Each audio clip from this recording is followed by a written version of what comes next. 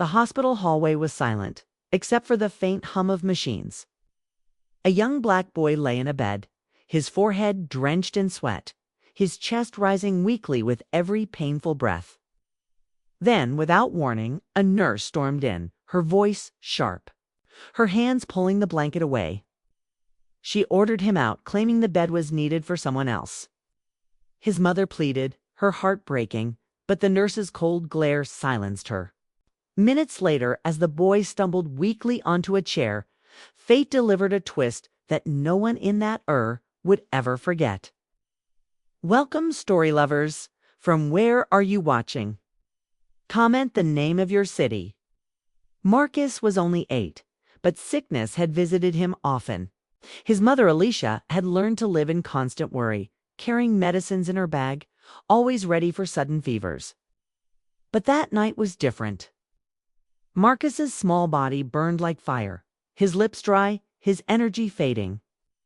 Alicia rushed him into the ER, whispering prayers with every step. To her, hospitals were sanctuaries, places where compassion triumphed over everything else.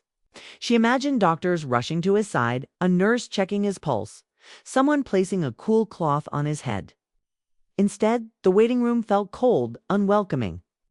The hum of fluorescent lights seemed louder than the voices around her. Alicia clutched her son close, his tiny hands trembling against her chest.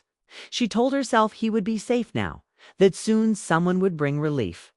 But she didn't know within these walls, Marcus's greatest fight would not be against fever, but against prejudice hidden beneath a uniform. When the nurse arrived, Alicia's relief turned into confusion. The woman wore a stiff smile that didn't reach her eyes. She looked at Marcus with an expression Alicia had seen before in stores, on sidewalks, in the faces of strangers who judged without words. "He can sit in a chair," the nurse muttered coldly, glancing at the bed as though Marcus didn't deserve it.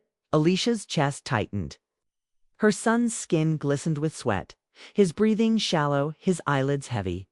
How could anyone see this and deny him care? Marcus was placed in the bed anyway, but minutes later, the nurse returned with a snap of authority. She tugged at the blanket, forcing Marcus upright. "This bed is needed," she barked, her tone sharp. Alicia's voice cracked as she begged, but the nurse's face remained carved in stone. Tears welled in Marcus's eyes as he stumbled into a hard plastic chair, his small body curling into itself. Other patients glanced away, unwilling to interfere. The minutes stretched like hours. Alicia held her son close, feeling his temperature rise, whispering desperate prayers.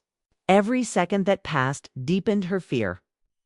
The boy's breathing became ragged, his body trembling with weakness. Alicia wanted to scream, but she was paralyzed by helplessness. Then suddenly alarms blared. A nearby patient gasped for air, collapsing, and the ER filled with panic. Doctors and nurses swarmed the room, but in the chaos, someone's gaze finally fell on Marcus. His tiny frame, slumped and lifeless in the chair, could no longer be ignored. A young doctor rushed to Marcus, his eyes widening in shock. "Why is this child not in a bed?" he shouted, demanding answers. The nurse froze, her confidence crumbling under the weight of sudden attention. Alicia's heart pounded as the doctor lifted Marcus back onto the bed, calling for fluids, monitors, and oxygen. Machines whirred to life around him, their beeps filling the sterile room.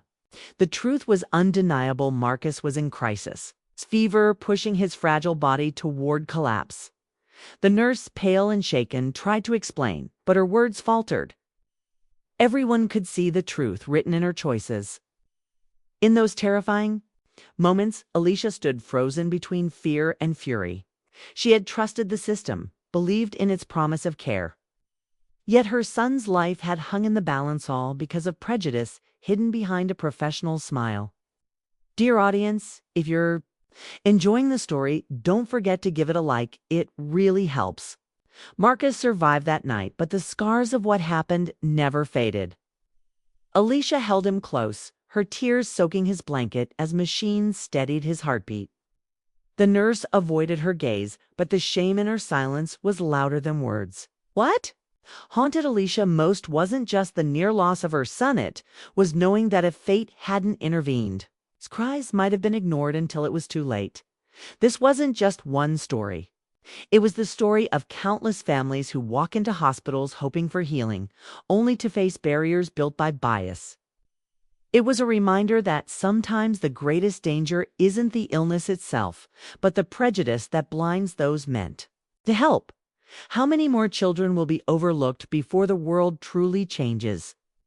Thanks for watching. Subscribe to our channel for more powerful stories and new videos.